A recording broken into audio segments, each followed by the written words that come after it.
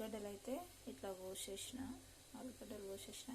ఇక్కడ వాటర్ కాగుతున్నాయి, ఇందులో కొద్దిగా సాల్ట్ వేసిన.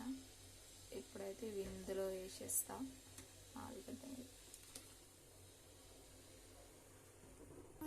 మొత్తం ఆలుగడ్డలన్నీ వేసేసిన వాటర్లో, అయితే వేడి వాటర్లో. ఇవైతే 5 minutesలో ఇట్లా అయిపోయినాయి, బాయిల్ అయినాయి మంచిగా. ఇప్పుడైతే ఇది తీస్తున్నాం,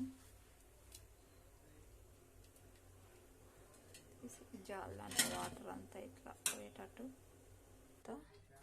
బియ్యం పిండి తీసుకున్నా,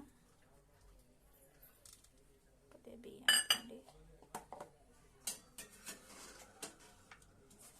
కొద్దిగా అంత ఉప్పు,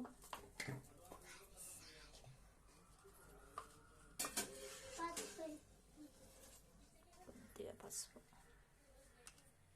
అయితే ఆలుగడ్డ మొత్తం ఇట్లా కలిపేసిన.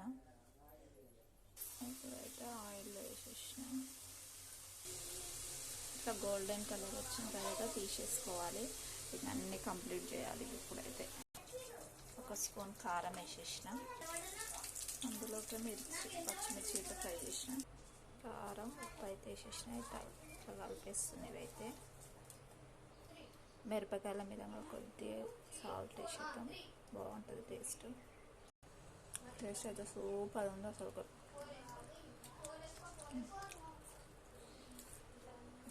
బాగుంది టేస్ట్.